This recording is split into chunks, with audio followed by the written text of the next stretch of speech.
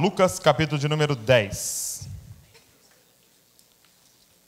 Lucas, capítulo de número 10. Vamos ler a partir do verso 25.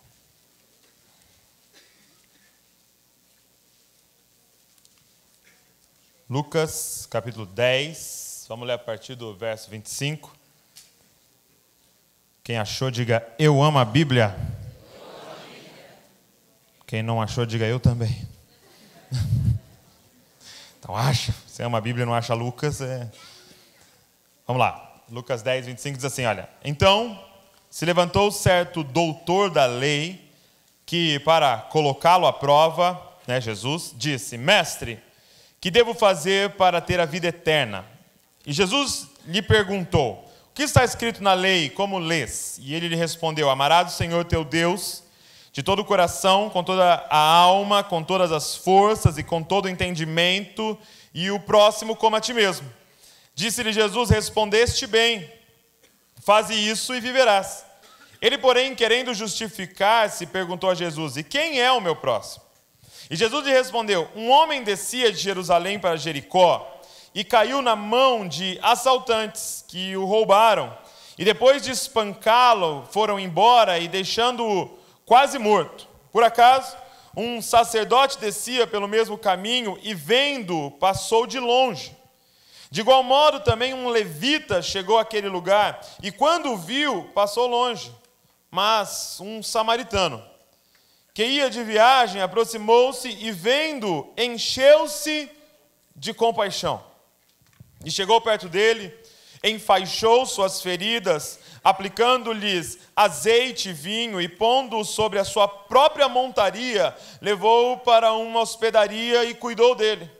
No dia seguinte, pegou 2 denários, entregou ao hospedeiro e disse, cuida dele, e quando voltar te pagarei tudo o que gastastes a mais. Qual desses 3 te parece ter sido o próximo do que caiu nas mãos dos assaltantes? E o doutor da lei respondeu, aquele que teve misericórdia dele. Então Jesus lhe disse, vai e faz o mesmo. E prosseguindo a viagem, Jesus entrou num povoado.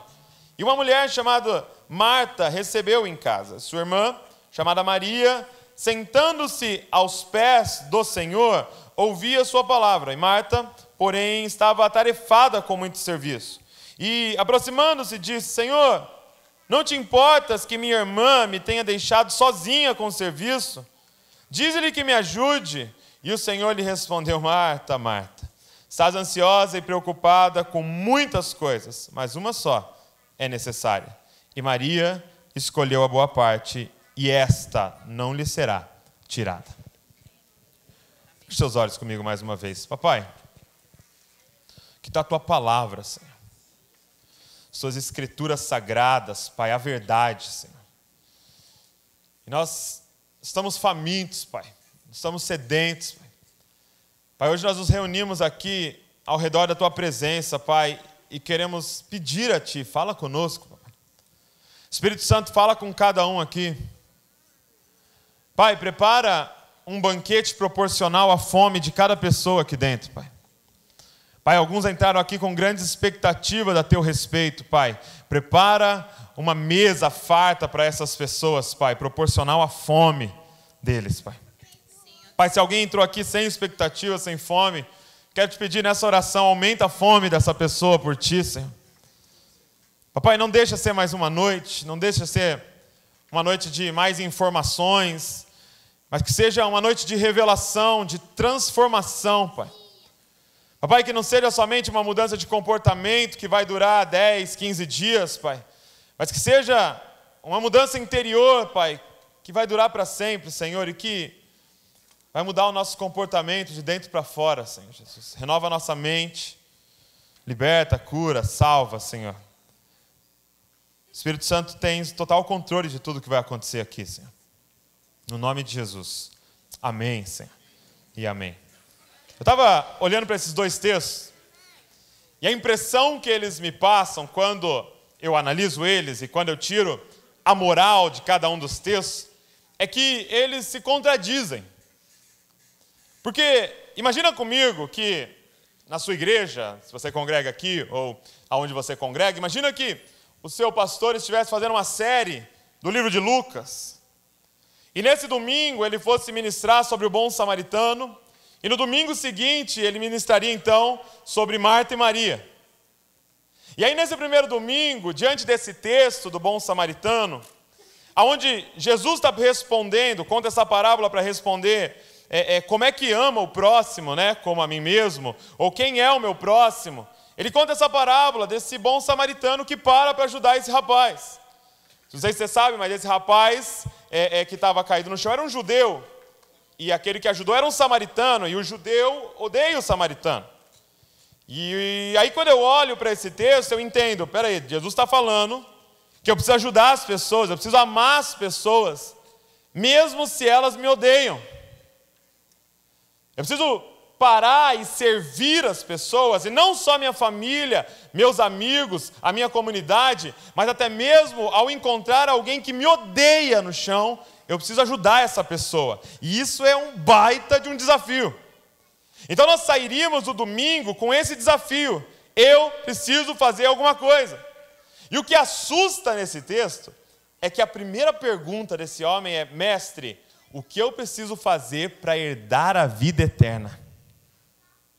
E a conclusão de Jesus meio que cara, você precisa amar todo mundo, até os seus inimigos, servi-los, gastar grana, tempo com eles. Você fala: que isso, Jesus? Pega leve, Jesus. Meu Deus, meus inimigos, você vai estar envolvido com a minha vida eterna, Jesus.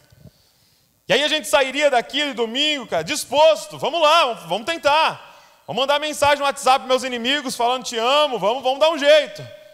Os haters. E aí a gente viria no domingo que vem, porque a gente vem todo domingo, né? E no domingo que vem, o pastor iria usar o texto de Marta e Maria. E aí a figura desse texto são duas mulheres, né? Duas irmãs. E Marta está lá correndo para fazer todas as coisas.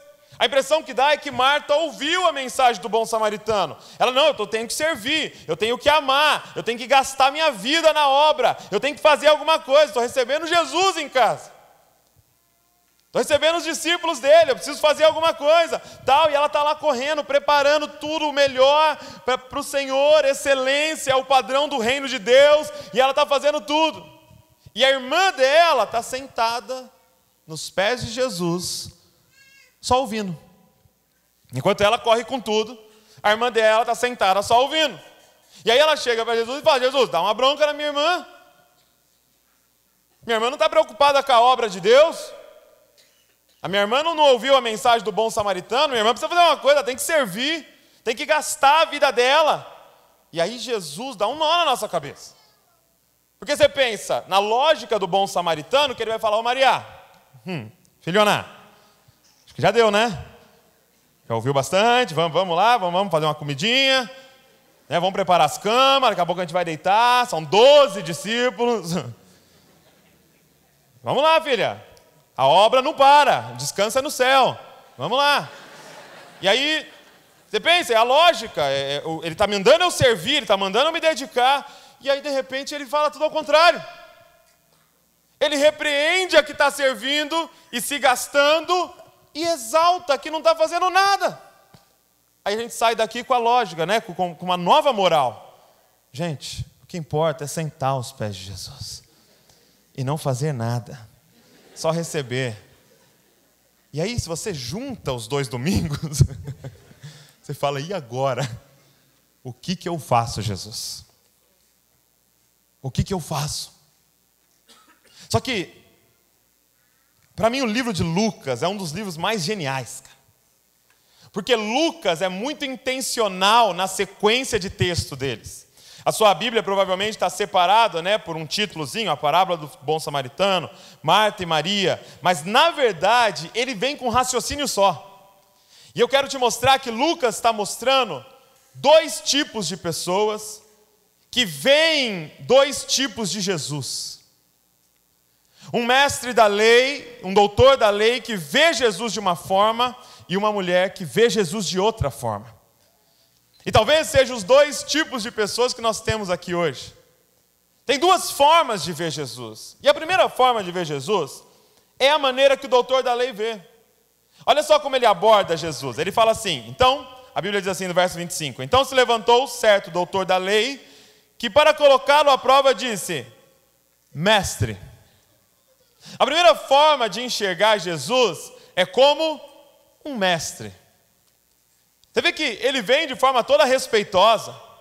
Ele sabe da grandeza de Jesus. Ele sabe da inteligência de Jesus. Ele sabe da relevância de Jesus. E ele aborda Jesus com respeito, como todos aqui estão hoje. Mestre, eu tenho uma pergunta para te fazer, mestre. E a pergunta daqueles que consideram Jesus um mestre é essa: o que eu devo fazer para herdar a vida eterna? A pergunta que aqueles que hoje estão aqui e consideram Jesus um mestre é essa: o que eu faço para herdar a vida eterna? E a verdade é que essa pergunta arrastou milhões de pessoas para a igreja. Essa pergunta nos trouxe para a igreja: o que eu faço para herdar a vida eterna? O que eu faço para ir para o céu? O que eu faço para não passar pela morte eterna ou a condenação eterna? Eu estou aqui porque eu quero essa resposta também. Mestre, o que eu faço para herdar a vida eterna? E aí Jesus responde, é claro. Primeiro ele volta uma pergunta para ver o raciocínio do rapaz, né? Ele fala, como é que você entende a lei?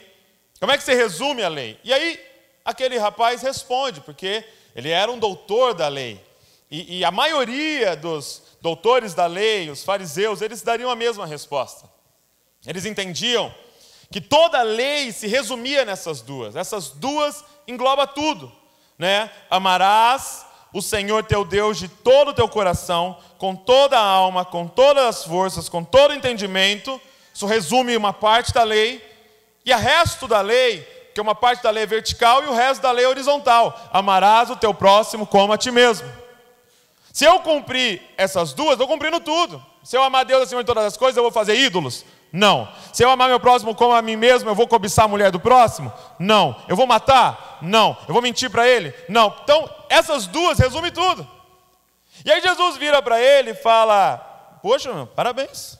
Você fez o dever de casa direitinho, então faça isso e você vai ter a vida eterna.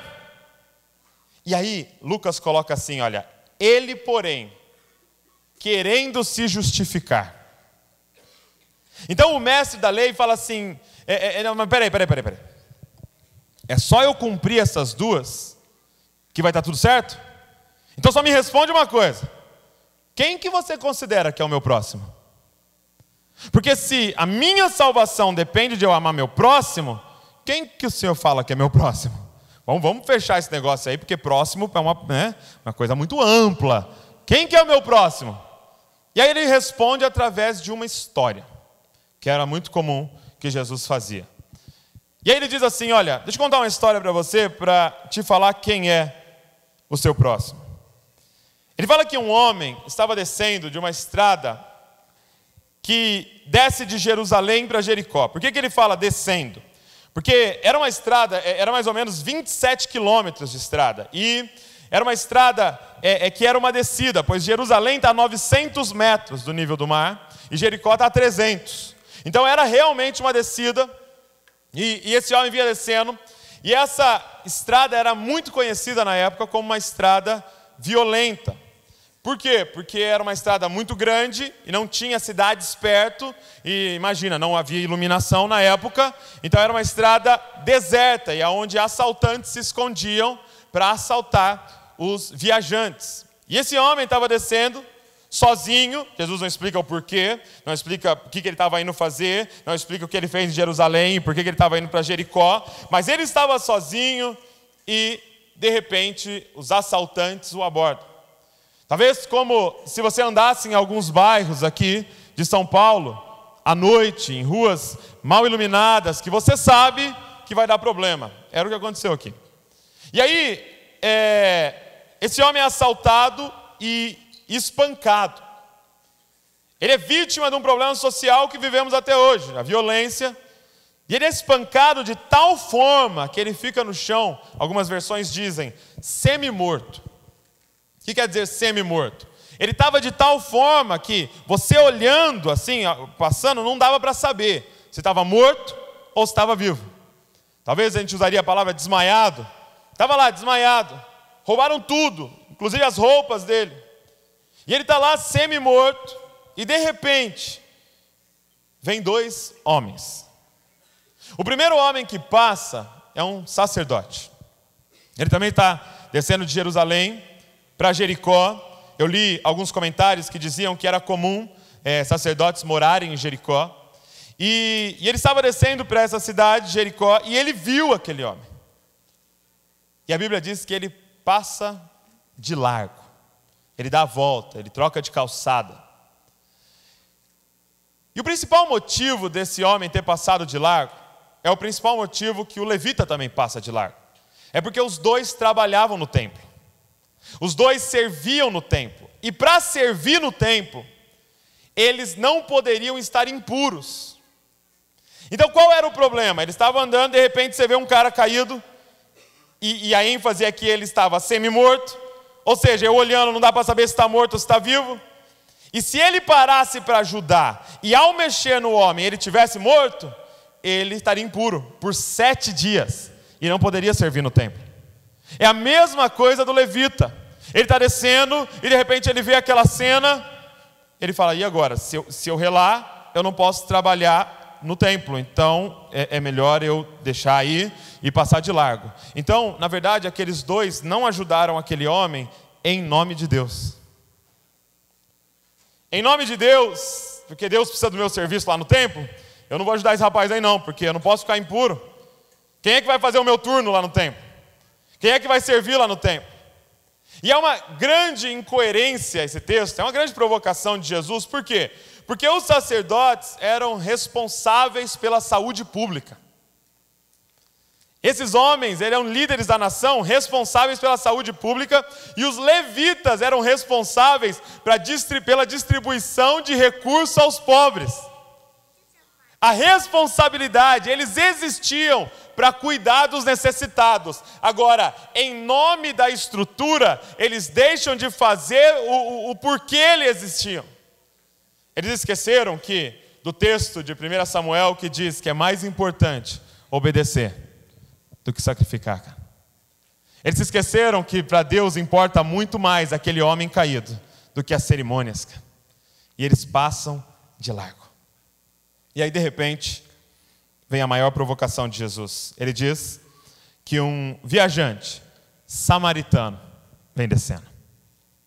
E por que é uma grande provocação? Porque aquele homem no chão era um judeu, como eu disse, e o que vem passando é um samaritano. E esses 2, gente, se odeiam, ou se odiavam.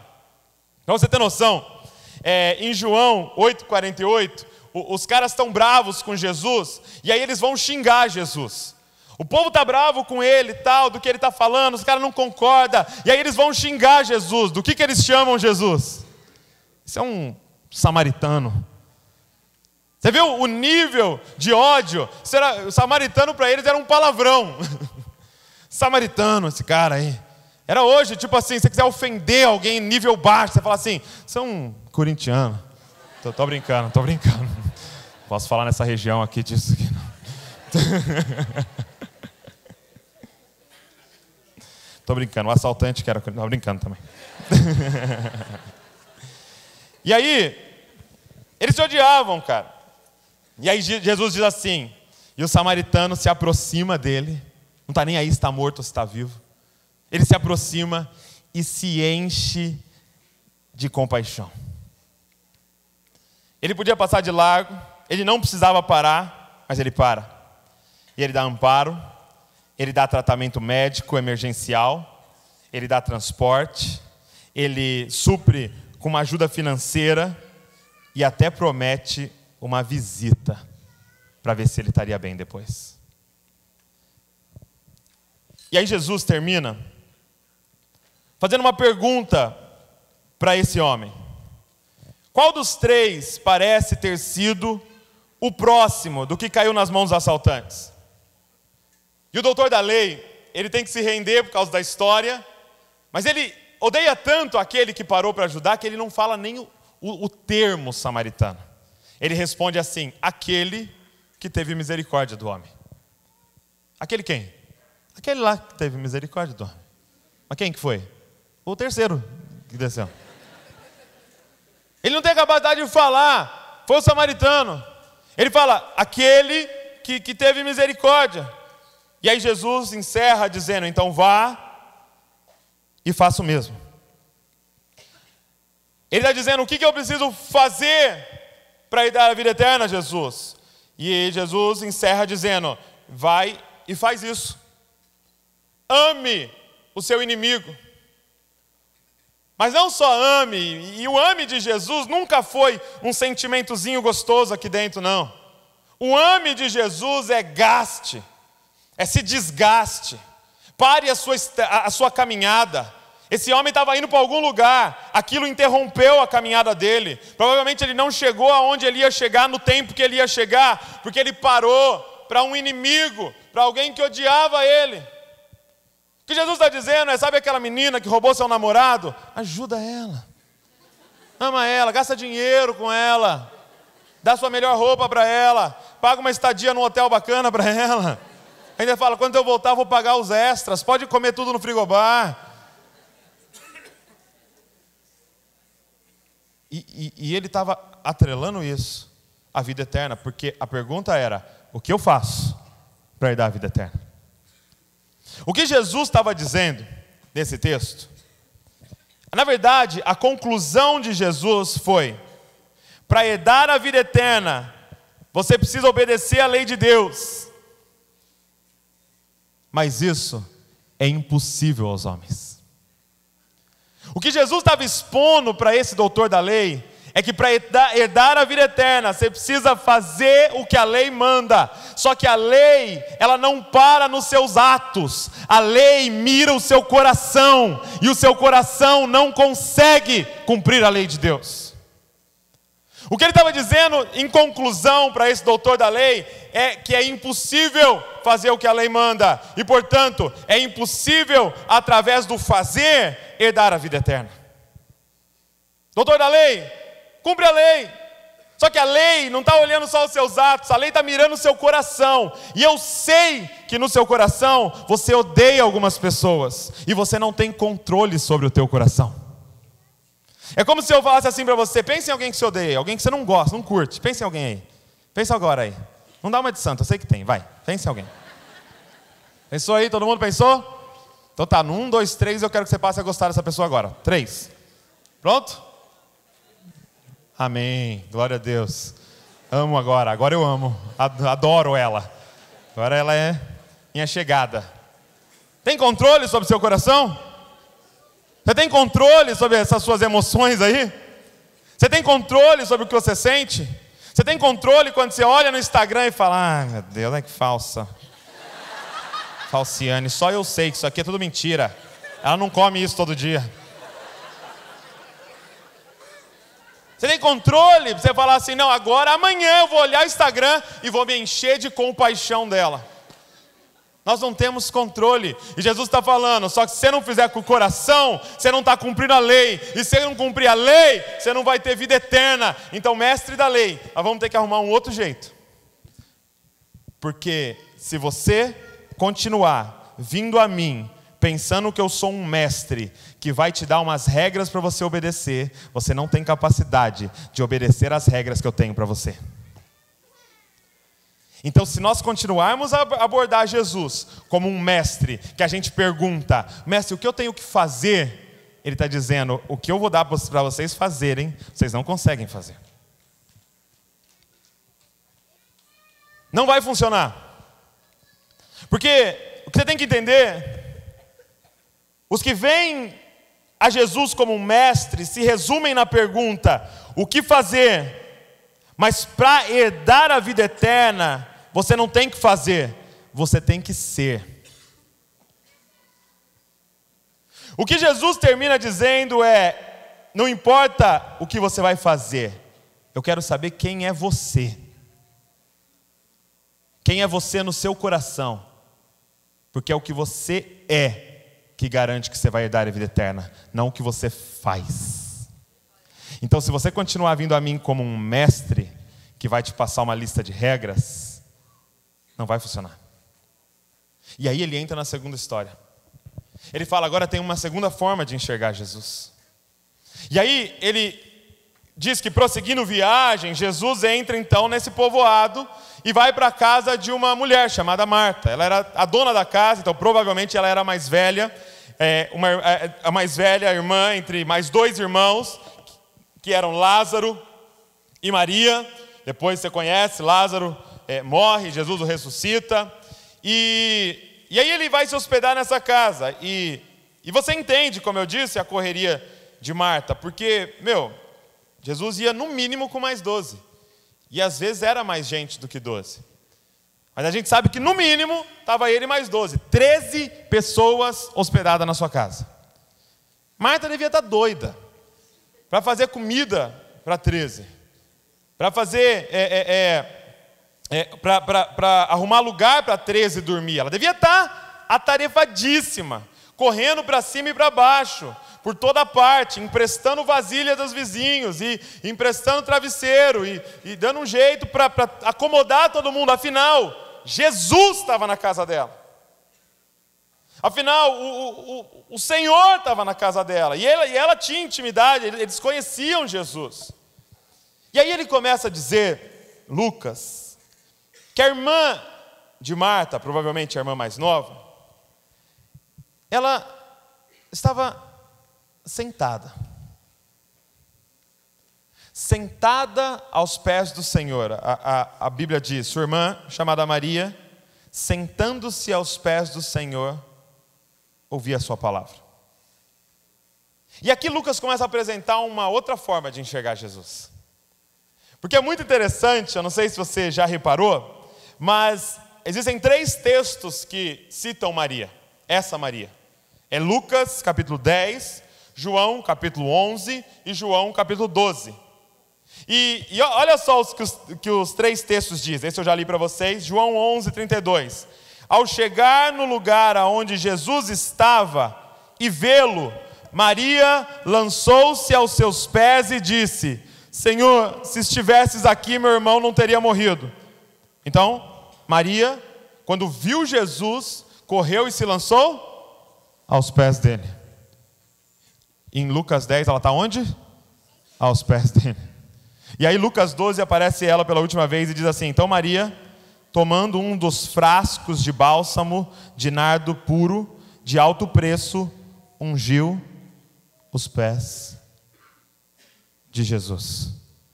E os enxugou com os cabelos, e a casa se encheu com o perfume do bálsamo. Maria tinha um lance com os pés. Todos os textos que falam de Maria, ela está no mesmo lugar. Aos pés de Jesus. O que essa mulher descobriu? Todas as vezes que Maria aborda Jesus, ela não usa a palavra mestre. E aí eu fui ver em Lucas 10, que palavra ela usa, e está dizendo aqui assim, sua irmã chamada Maria, sentando-se aos pés do Senhor. Aí eu falei, mas que palavra é essa, Senhor? E aí tem um aplicativozinho que você vê lá o original. E no original, sabe qual é a palavra usada aqui? Maria sentando-se aos pés de Yeshua. E Yeshua significa Jeová é a salvação. O que o texto está dizendo é, sua irmã, chamada Maria, sentando-se aos pés da salvação, ouvia as suas palavras. Existem 2 formas de abordar Jesus. Ou você está aqui abordando ele como um mestre, perguntando, mestre, o que eu preciso fazer?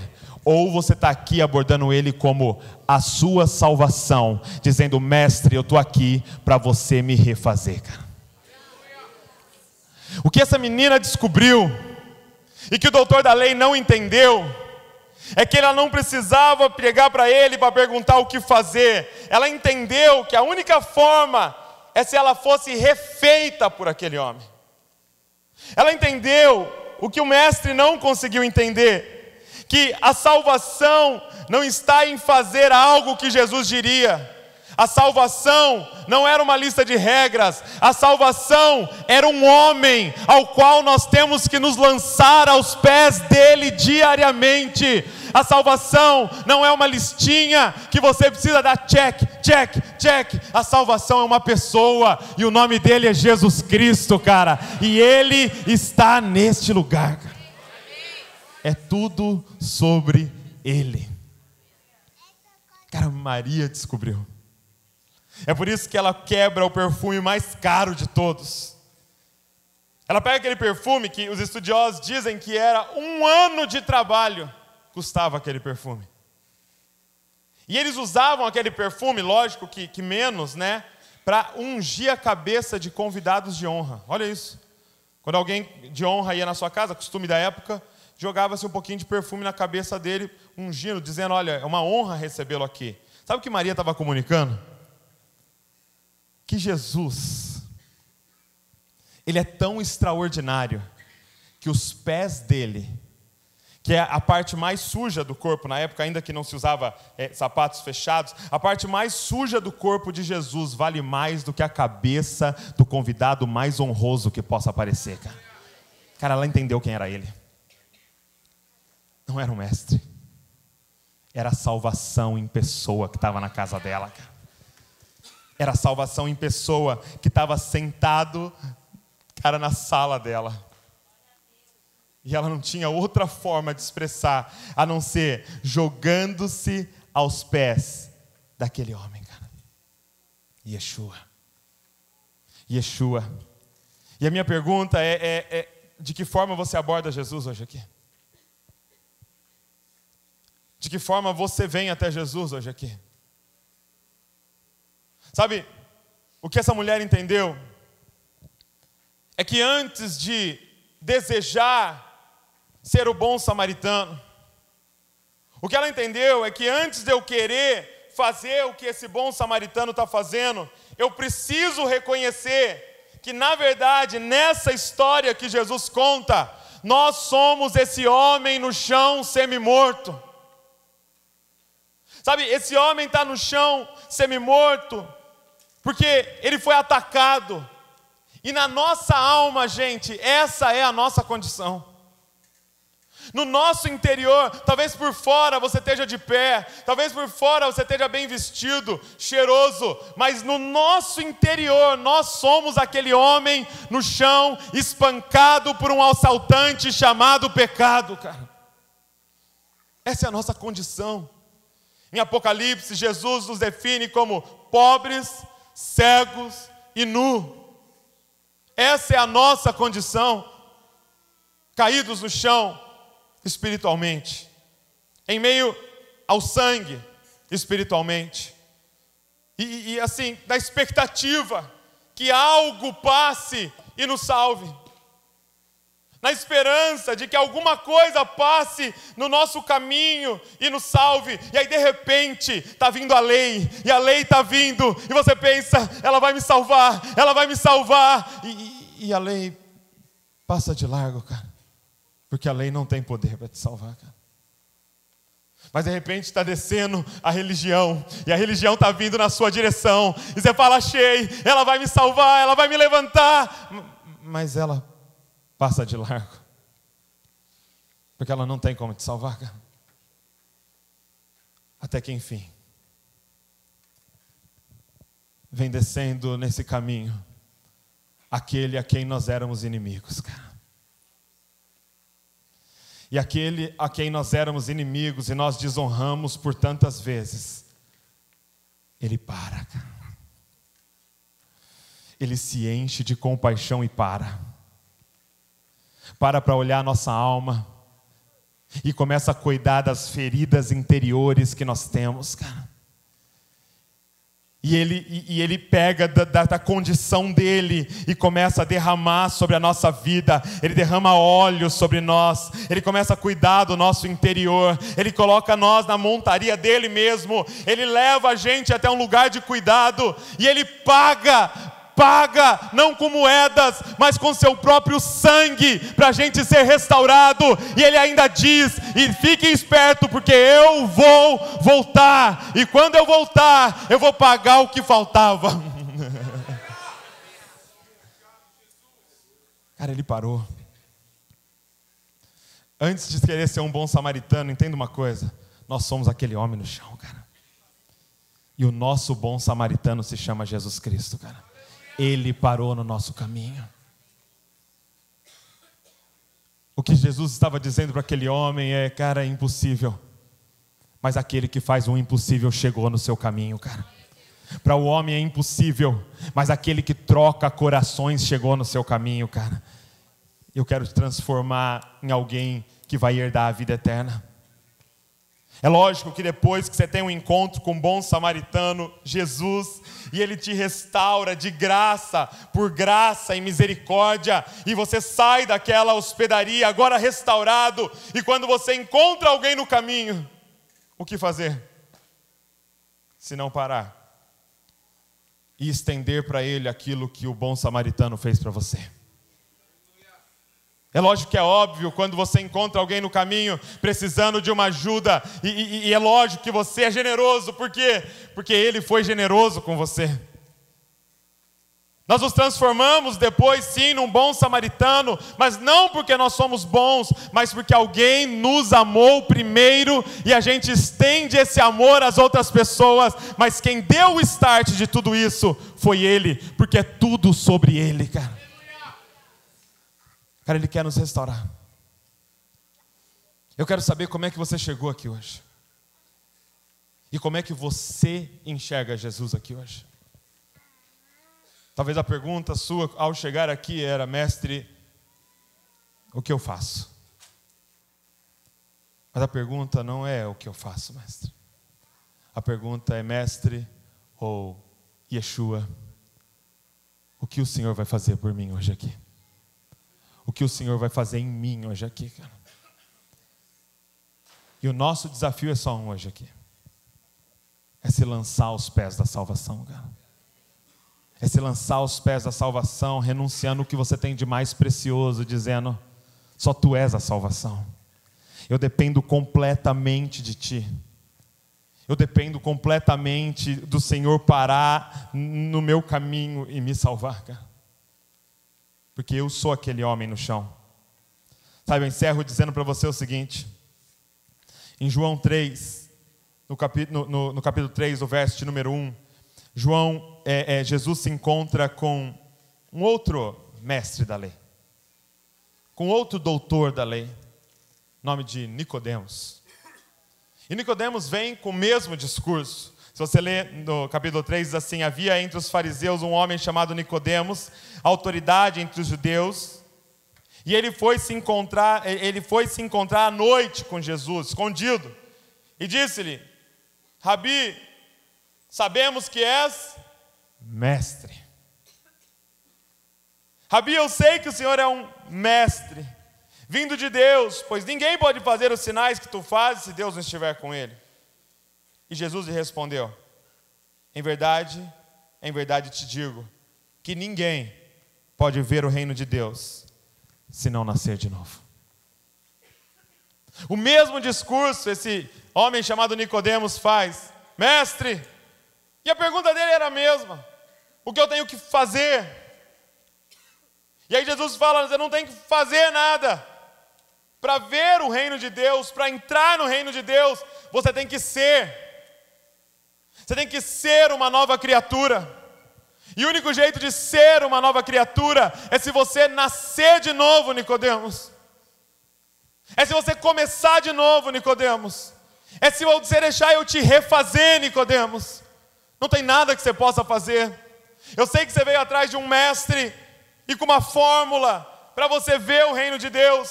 Mas não existe essa fórmula, Nicodemos. Existe um homem, Nicodemos. Um homem que pode te refazer. E você está diante dele, Nicodemos. Você tem que nascer de novo, cara. E a pergunta que eu te faço para a gente encerrar é: o que um bebê faz para nascer? O que um bebê faz para nascer? Qual é a fórmula que ele usa para nascer? Quanto de força que ele faz para nascer? A força não está no bebê. Quem faz todo o trabalho é a mãe. Quem sofre as dores é a mãe. Quem sangra é a mãe. Quem carrega ele é a mãe. Quem sustenta ele é a mãe. Quem alimenta ele é a mãe. E eu vim te dizer, cara, que se você quer nascer de novo, você precisa compreender que não é a teu respeito. Você é só um bebê que não pode fazer nada. É tudo sobre ele, cara. Foi ele que teve as dores. Foi ele que sangrou, cara. Foi ele que pagou um preço. É ele que vai te carregar. É ele que vai te sustentar. É ele que vai te alimentar. Porque é tudo sobre ele. O nosso papel é somente se jogar aos pés dele. Porque para você nascer de novo, você vai ter que deixar o sacrifício de Jesus, cara, te refazer, cara. Se coloque de pé no seu lugar. Eu quero orar junto com você.